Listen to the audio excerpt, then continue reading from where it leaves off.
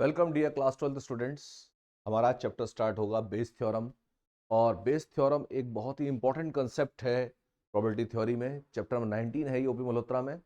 और इसमें एक ही एक्सरसाइज है, लेकिन एक्सरसाइज के अंदर करीब 25-30 सवाल हैं, जिनको अटेम्प्ट करने से पहले हमें बेस थ्योरम को ठीक से जानना ज़रूरी है। बेस थ्योरम कैसे अप्लाई होती है, कहाँ कहाँ उसमें लूपहोल्स हैं, किन किन चीज़ों का खास ध्यान रखना, वो सारी चीज़ें आपको जाननी चाहिए। उसके बाद में बेस थ्योरम लगाना बहुत आसान हो जाएगा। अदरवाइज स्टूडेंट्स इसमें कंफ्यूज कर जाते हैं, कौन सी इवेंट्स को E1 E2 लेना है, कौन सी इवेंट्स को ए लेना। अगर आपने पढ़ लिया है थोड़ा बहुत तो इसके बारे में कंफ्यूजन को भी आप रिलेट कर गए होंगे। तो यहाँ पर बेस थ्योरम को जानने से पहले हमें थ्योरम टोटल प्रोबेबिलिटी जाननी है। थ्योरम टोटल प्रोबेबिलिटी का प्रूफ आया हुआ है, उसको कर लेना चाहिए। तो पहले मैं थ्योरम टोटल प्रोबेबिलिटी बता रहा हूँ और उसके बाद में हम स्टार्ट करेंगे बेस थ्योरम। तो थ्योरम ऑफ टोटल प्रोबेबिलिटी,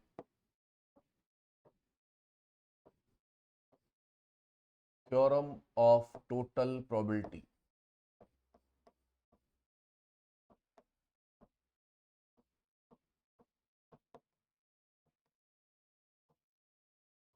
तो पहले एक सैंपल स्पेस की बात करेंगे। Let S be a sample space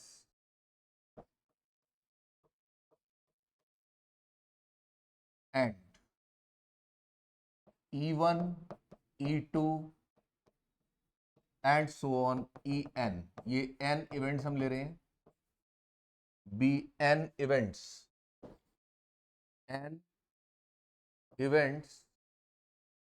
which are mutually exclusive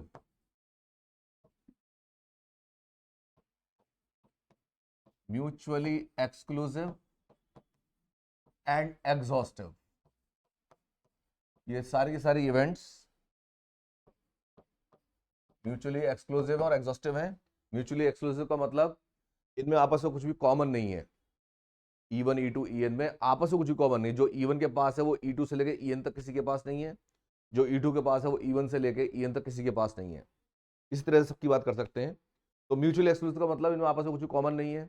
तो ऐसे में बात करते हैं एग्जॉस्टिव की, तो एग्जॉस्टिव में पूरा सैंपल स्पेस कवर करती हैं।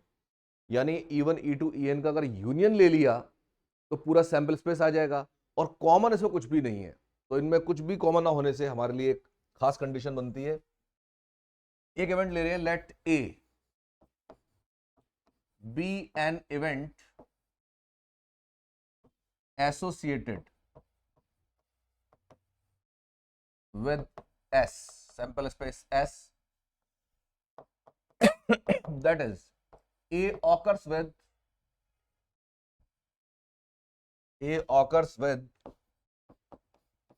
E1 E2 En, E1 E2 En। Then अगर हम प्रोबेबिलिटी निकालते हैं ए की, तो आपको PE1 करना चाहिए इंटू PA अपॉन E1। अब PA अपॉन E1 क्या मतलब होता है कि अगर इवन इवेंट हो चुकी है तो ए आने की प्रोबेबिलिटी, इवन हो चुकी हो तो ए आने की probability, PE2 into PA upon E2 plus and so on PEN into PA upon EN। ये थ्योरम हम प्रूव करते हैं जनरल में n इवेंट्स के लिए, अदरवाइज ज्यादा 2 या 3 इवेंट्स की बात की गई है पूरे चैप्टर के अंदर। तो आपको केवल 2 स्टेप्स तक जाना होगा, 3 स्टेप्स तक जाना होगा एट मैक्सिमम। तो ये हमारी थ्योरम है, थ्योरम ऑफ टोटल प्रोबेबिलिटी कहलाती है ये। इसमें जितनी भी इवेंट्स हैं सबकी बात की गई है। ये सारे इवेंट्स म्यूचुअली एक्सक्लूसिव और एग्जॉस्टिव हैं। तो अगर मैं इसका सैंपल स्पेस ड्रॉ करता हूं, देखिए ये मैंने सैंपल स्पेस बनाया इसका, तो this is sample space S। अब ये जो इवेंट्स हैं E1 E2 En, ये पूरा स्पेस कवर कर रही हैं एंड सो ऑन। तो यहां पर ये E1 E2 En and so on, ये इस तरह से यहां पर पूरा सैंपल स्पेस कवर कर रही है। तो E1 के पास जो है वो E2 के पास नहीं है, E1 E2 के पास जो वो E3 के पास नहीं है, या कह लो E1 के पास जो वो E2 E1 E2 E3 En किसी के पास नहीं है। जो E2 के पास ब्लॉक है वो किसी और के पास नहीं है। तो यहां पर मैं n दिखाना चाह रहा हूं, इसलिए डॉटेड डॉटेड दिखा दिया है मैंने। अच्छा, यहां पर एक इवेंट में ए ले रहा हूं जो सबके साथ एसोसिएट करती है, ये इवेंट ए। ठीक है, तो यहां पर ये पार्ट हो जाएगा A intersection E1, common part है दोनों में, ये E1 पूरा, ये ए का पार्ट, ये है A intersection E2 and so on and so on. तो यहां पर ये ए इंटरसेक्शन EN है अपने पास। तो ऐसे में ये एसोसिएशन बना हुआ, छोटा अगर दिख रहा हो तो आप समझ लीजिए जो बोल रहा हूं मैं। ए इंटरसेक्शन E1 ये पार्ट है, A intersection E2 and so on, A intersection EN। समझाने के लिए आप इसको बेशक आगे इसको थ्योरम को दिखाएं या थ्योरम में दिखाएं या ना दिखाएं, लेकिन समझने के लिए सही है, और दिखा भी देंगे तो अच्छी बात है थ्योरम में। तो सबसे पहली बात ये कि यहां पर हमारे पास ये दिया हुआ है कि जो E1 E2 EN है ये म्यूचुअली एक्सक्लूसिव है और एग्जॉस्टिव है।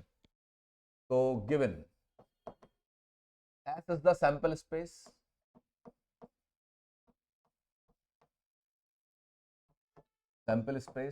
and E1 E2 EN are mutually exclusive,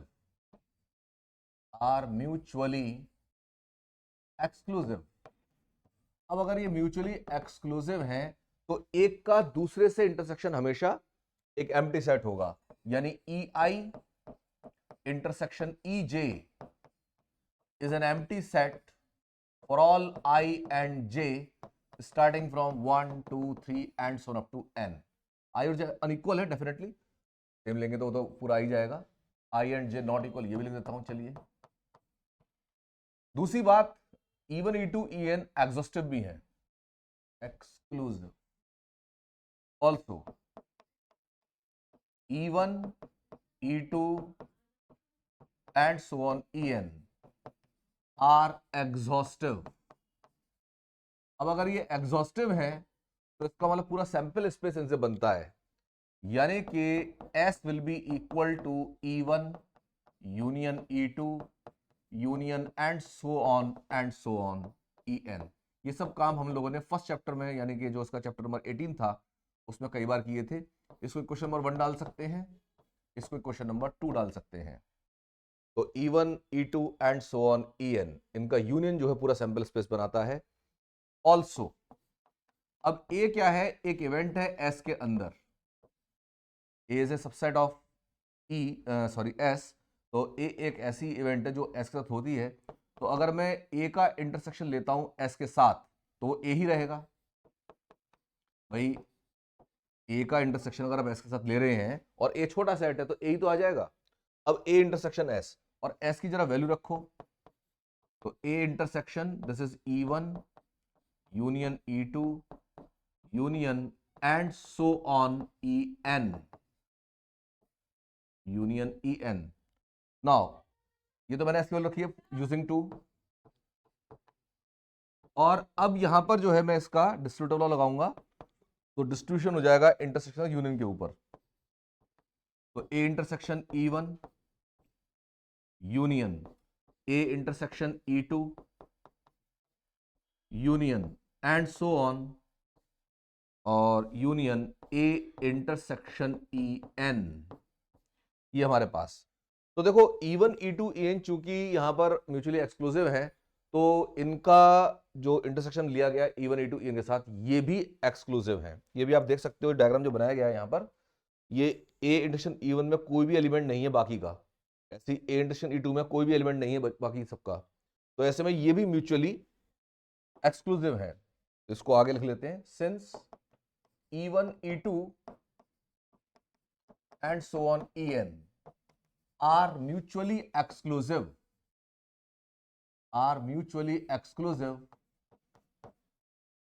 तो ये इंप्लाई करता है कि A intersection E1 comma A intersection E2 comma and so on A intersection EN are also mutually exclusive।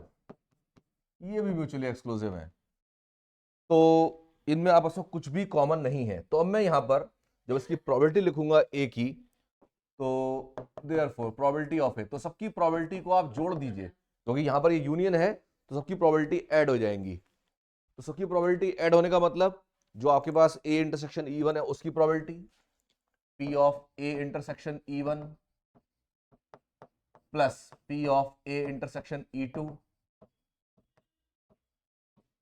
plus and so on P of A intersection En। ये अपने पास ये P A total आया मेरे पास, ठीक है जी। अब जो P A इंटरसेक्शन E1 है, ये हम पीछे कर चुके हैं चैप्टर 18 में, कि ये होता है P A into P E1 upon A, या मैं इसको उल्टा भी लिख सकता हूं, जरूरत तो मुझे उसी की है।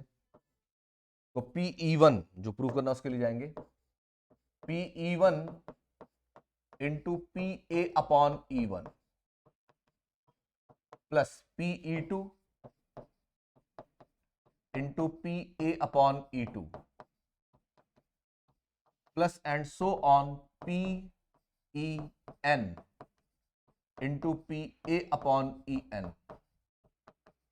Proved, hence proved. So this is the theorem of total probability.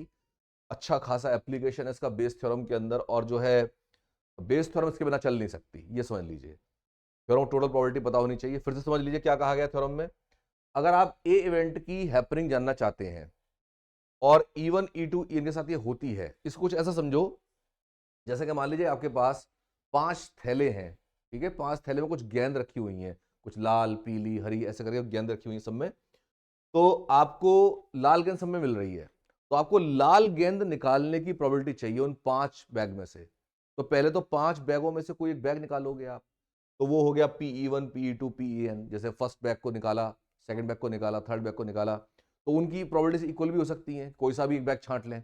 या कह सकता है कि किसी पर शक ज्यादा है, भाई इसकी प्रोबेबिलिटी ज्यादा है, तो भाई इस वाले की प्रोबेबिलिटी मैं कहूंगा कि 3/7 कर दो, ठीक है। तो प्रोबेबिलिटी अलग अलग भी हो सकती है, PE1 PE2 PEN ये इक्वल भी हो सकती हैं, और ये प्रोबेबिलिटीज अलग अलग भी हो सकती हैं, ठीक है।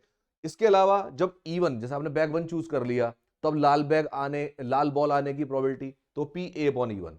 जब E1 बैग चूज कर चुके हो तो लाल बॉल आने की प्रोबेबिलिटी, E2 बैग चूज कर चुके हो तो लाल बॉल आने की probability, and so on.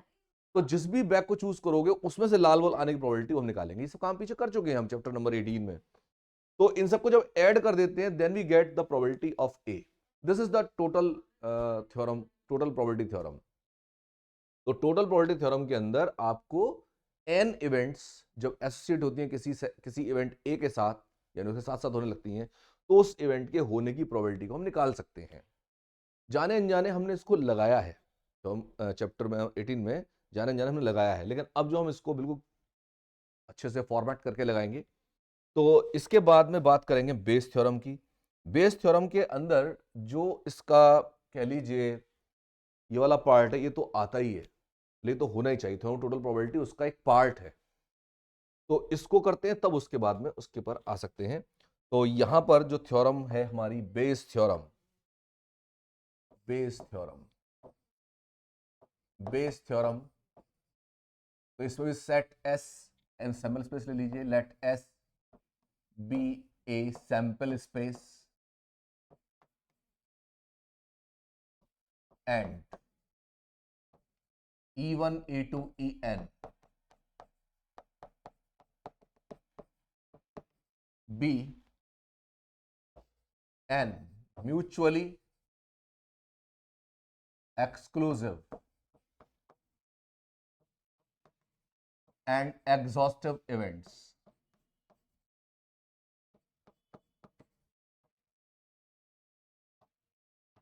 Also let A be an event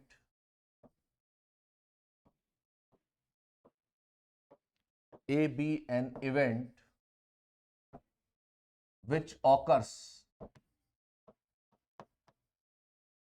with E1 E2 En। बिल्कुल सेम लेके चल सकते हैं, थोड़ा सा स्टेटमेंट अगर बुक में चेक करेंगे थोड़ा सा अलग दिया है, but it can be the same thing, क्योंकि पूरा थ्योरम टोटल प्रोबेबिलिटी यूज हो रहा है इसके अंदर। With E1 E2 En and that PA is not equal to 0, probability of A can not be 0, यानी प्रोबेबिलिटी ऑफ ए तो होके रही, किसी ना किसी बैग में तो लाल बॉल होगी ही। Let A be an event which occurs with E1 E2 En, then P अगर मैं लू E I upon A represents, P तो बाद में लगाएंगे, पहले ई आई अपॉन कर लेते हैं, then E I upon A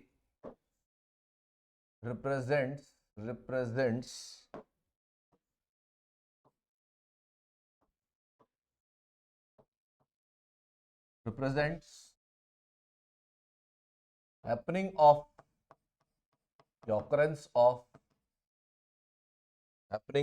E1 when A has already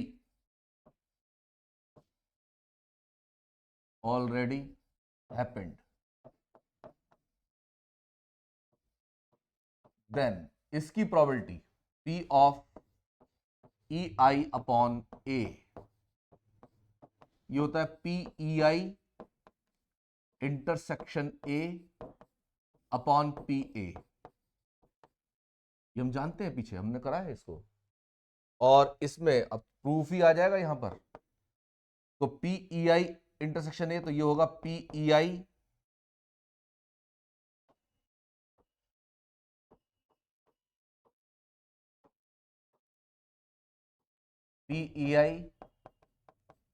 into P A upon E आई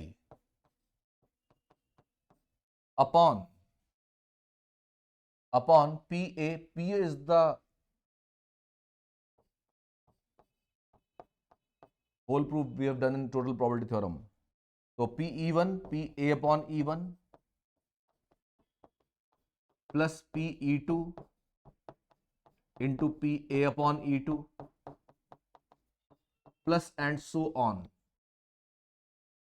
तो plus P E N into P A upon E N, ये हमारे पास। तो पी ए ध्यान रखेंगे हम, पी ए तो निकालेंगे अलग से, जब भी हम बेस फॉर्म का एप्लीकेशन करेंगे तो पी ए पहले अलग से निकाल के रखेंगे, उसकी वैल्यू यहां रखेंगे। और ये पी ई आई अपॉन ये हो सकता है E1 इवेंट हो, E2 इवेंट हो। भाई जैसे मान लीजिए कहा गया कि लाल बॉल निकल आई, वही एग्जाम्पल जो पीछे लिया था 5 बैग वाला जिसके अंदर सब में लाल बॉल है, तो लाल बॉल निकल आई है, तो आप ही बताइए कि वो बैग 2 में से आई होगी, तो पी ई टू अपॉन चाहिए मुझे, पी ई टू अपॉन, लाल बॉल आ चुकी है डिक्लेयर्ड, आपको निकालना है कि वो बैग 2 में से आई है, तो पी ई टू अपॉन, तो यहाँ P E two intersection A करके, यहाँ पे E2 करके, यहाँ तो पी ए आएगा ही आएगा, ये तो आना ही है, हर एक में, हर सवाल में आएगा ये।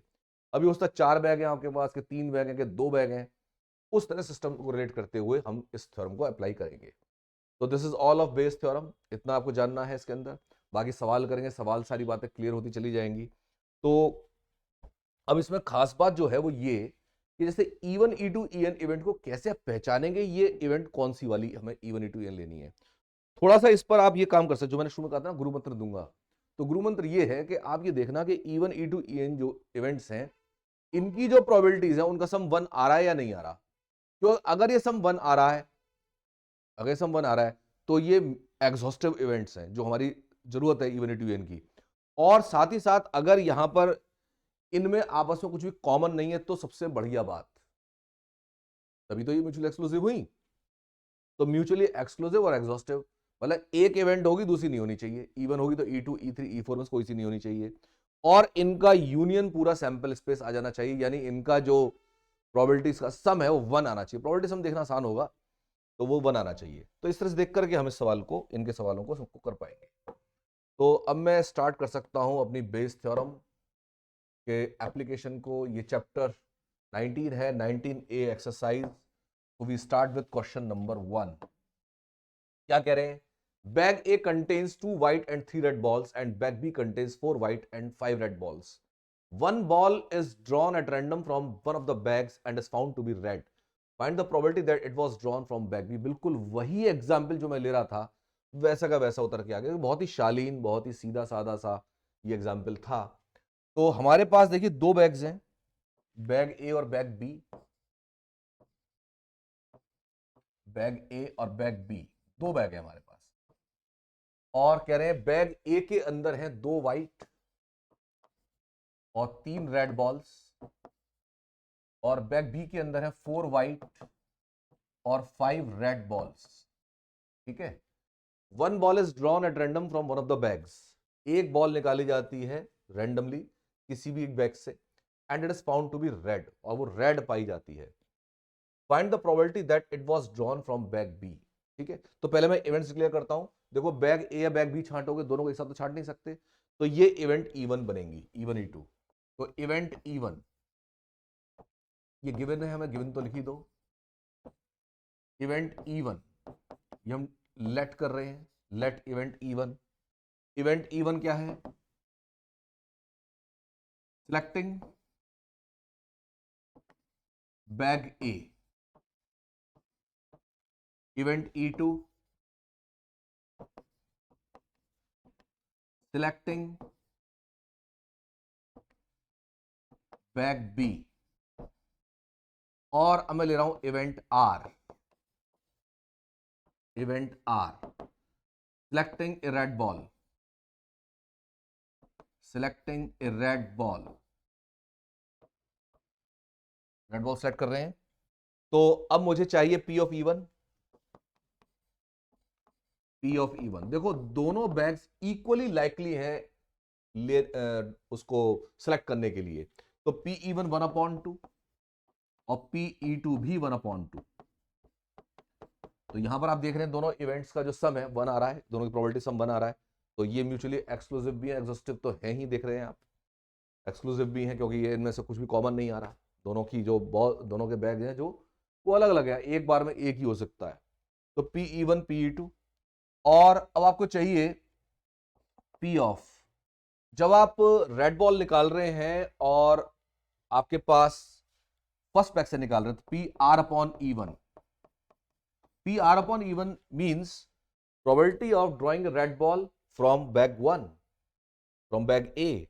जब बैग ए चूज कर चुके हैं तभी तो बैग ए चूज कर चुके हो तब रेड बॉल आने की प्रोबेबिलिटी, यानी रेड बॉल फ्रॉम बैग ए। तो probability of red ball from bag A, red ball 3 है और टोटल बॉल है 5, 3/5। आप चाहें तो उसको बढ़ा चढ़ा के लिख दो, जैसा आपको अच्छा लगे। PR/E2 यानी probability of drawing red ball from bag 2, bag B. तो प्रोबेबिलिटी ऑफ रेड बॉल यानी कि जब बैग 2 सेलेक्ट कर चुके हैं, then we are considering the probability of happening of drawing red ball. तो PR/E2, तो आर लो, आर भी लिख दिया मैंने। तो यहां पर हमारे पास 4 व्हाइट और 5 रेड बॉल है। बोला मैंने 5 ही था। 4 व्हाइट 5 रेड बॉल्स, और यहां पर ये व्हाइट 2 रेड, वॉट एवर। तो यहां पर हमारे पास 5/9 प्रोबेबिलिटी आएगी PR/E2। ठीक है, मेरे ख्याल बात समझ आनी चाहिए। ये जो बिल्कुल मैं कर रहा हूं इसी फॉर्मेट में आप लिखिए। This is very easy, very easy, very easy format, इसको आप करिए। अब यहां पर आप लीजिए probability of drawing red ball, therefore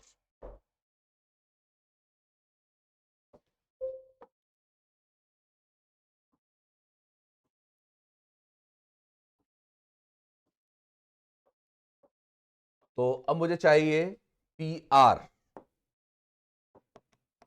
PR drawing red ball, PR चाहिए, तो PR होगा PE1 इंटू PR/E1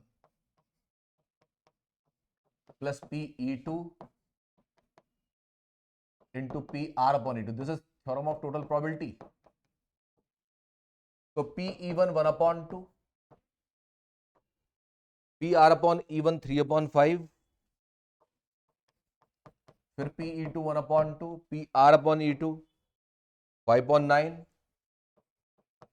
5/9। तो 1/2 तो आप कॉमन ले सकते हो, और ये हो गया 3/5 प्लस 5/9। तो 1/2, 9 5 45, 5 9 9 3 27, 9 5 5 5 25। So this is 52/45, 2 से 26 टाइम्स कैंसिल, तो 26/45 is PA, but this is not our answer, PR। हमारे को चाहिए Bayes theorem. Now by Bayes theorem, by Bayes theorem हमें चाहिए प्रोबेबिलिटी किसकी? Find the probability that was drawn from bag B। तो आपको प्रोबेबिलिटी चाहिए जबकि रेड बॉल आई हो, रेड बॉल आ चुकी है और वो बैग बी से आई है। बैग बी हमारा इवेंट E2 को रिप्रेजेंट करता है, तो E2 अपॉन रेड बॉल। देखो रेड बॉल जो चीज हो चुकी होती है वो नीचे आती है, और जिसकी ऑकरेंस आप निकाल रहे हो, प्रोबेबिलिटी निकाल रहे हो, ऊपर आती है। तो यहां पर कहा गया था कि फाउंड टू बी रेड, यहां पर रेड बॉल आ चुकी है, find the probability that it was drawn from bag B. Bag A contains 2 white, 3 red balls, and bag B contains 4 white and 5 red balls. One ball is drawn at random from one of the bags and it is found to be red. Red ball आ चुकी है और आपको ये पता लगाना है bag B से आई होगी। उल्टा है, ये कंडीशनल प्रोबेबिलिटी उल्टी चलती है इसमें। तो PE2 upon R, so this is PE2, हमें चाहिए ये PE2 into PR upon E2 upon PR। समझ रहे बात को? ये PE2 इंटरसेक्शन R है, तो PE2 into PR upon E2 PR। उल्टा है, कैसे भी देखो रटना है आपको, रट लो, समझ लो, कैसे भी कर लो। यहाँ E2 बना रहे, R अपॉन E2 होता है, PE2 आएगा। अब ये हमारे पास PE2 था 1/2 और PR अपॉन E2 था 5/9। नीचे हमारे पास 26/45, तो 9 5 45। ठीक है जी, तो ये 5 जाएगा ऊपर, तो 25/52 is the result. 25/52 is our answer. तो ये क्वेश्चन नंबर 1 हो जाता है। तो आज मैंने इंट्रोड्यूस कराया है इस थ्योरम को, तो अभी केवल हमने एक सवाल किया है, और कल जब हम क्वेश्चंस करेंगे बहुत सारे सवाल करने वाले हैं, बहुत अच्छे सवाल, अच्छी वैरायटी के साथ, अच्छी समझबूझ के साथ हम करेंगे। ठीक है, तो आप लोग शुरू कीजिए इसको, थ्योरम को, दोनों को, थ्योरम टोटल प्रोबेबिलिटी और बेस थ्योरम को समझ लीजिए। एक क्वेश्चन मैंने करा दिया है, जल्दी ही दूसरा, तीसरा, चौथा, 10, 12 सवाल तो नेक्स्ट लेक्चर में करेंगे ही। Okay, good day everyone.